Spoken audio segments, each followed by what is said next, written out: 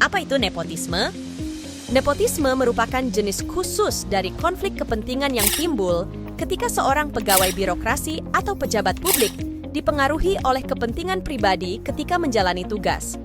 Dalam arti luas, nepotisme pada dasarnya berlaku untuk situasi yang sangat khusus, yaitu dalam hal seseorang menggunakan jabatannya untuk memperoleh keuntungan, sering dalam bentuk pekerjaan bagi anggota keluarganya.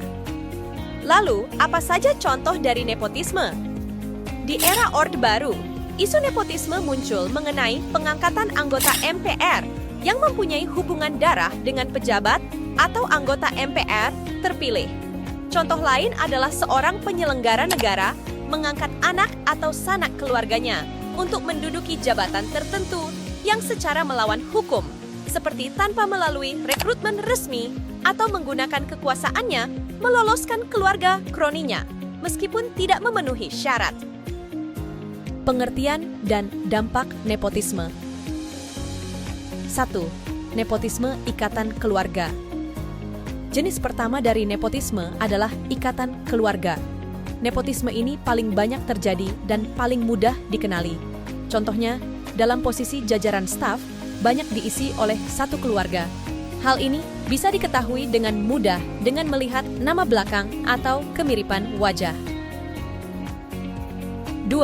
Nepotisme college tribalism.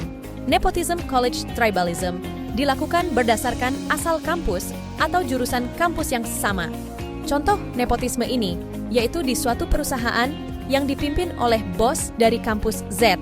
Saat ada kandidat yang berasal dari kampus yang sama dengannya, maka pelamar tersebut lebih diprioritaskan. 3. Organizational tribalism. Nepotisme organisasi adalah suatu kegiatan yang dilakukan dengan berdasarkan organisasi tertentu saja, seperti organisasi partai politik, profesi, dan lainnya. Contohnya, menempatkan orang yang berasal dari partai yang sama untuk mengisi posisi penting. 4. Institutional tribalism. Jenis nepotisme ini dilakukan oleh orang yang berasal dari instansi yang sama di luar instansinya saat ini. Misal, seorang pemimpin perusahaan yang pindah kerja, kemudian ia membawa serta karyawan terbaiknya untuk ikut pindah ke tempat baru bersamanya. Dampak nepotisme yang ditimbulkan oleh perilaku nepotisme dalam kehidupan umum bermasyarakat dan bernegara, antara lain, munculnya sifat diskriminasi, perbedaan perlakuan sesama masyarakat, dalam upaya mendapatkan kesempatan pengembangan diri atau karir seseorang. Hal tersebut akan menimbulkan turunnya motivasi kerja dan kinerja seseorang yang masuk melalui jalur rekrutmen resmi dari perusahaan. Faktor penyebab terjadinya nepotisme. Adapun faktor penyebab terjadinya nepotisme yaitu 1. Adanya paham materialisme. Paham ini menanamkan cara berpikir yang memandang segala sesuatu dengan kebendaan atau materi. Jadi, segala sesuatu akan diukur dengan materi. 2. Menurunnya moral dan akhlak. Moral dan akhlak masyarakat yang rendah akan menanamkan pandangan hidup dengan hanya mementingkan keduniawian saja. Jika seseorang mengambil hak orang lain, ia tidak akan merasa malu karena moral dan akhlaknya sudah tidak ada. 3. Keserakahan. Nafsu yang dimiliki setiap manusia tidak akan pernah tercukupi, terutama untuk memiliki suatu benda, uang. Dengan nafsu tersebut, mata seseorang dapat menjadi buta dan mengakibatkannya untuk melakukan tindakan yang tidak benar dengan memanfaatkan jabatan yang sudah dimiliki. Sistem kehidupan yang harus diterapkan agar tidak terjadi nepotisme.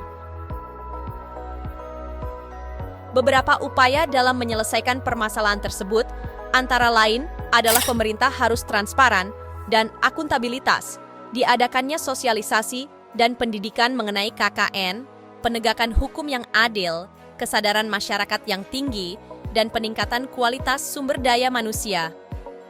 Untuk mengatasinya diperlukan adanya kerjasama yang sinergis antara pemerintah, masyarakat, dan unsur masyarakat lainnya. Pemerintah perlu untuk memberikan regulasi dan pengawasan yang ketat, memberlakukan adanya sanksi yang tegas bagi para pelanggar.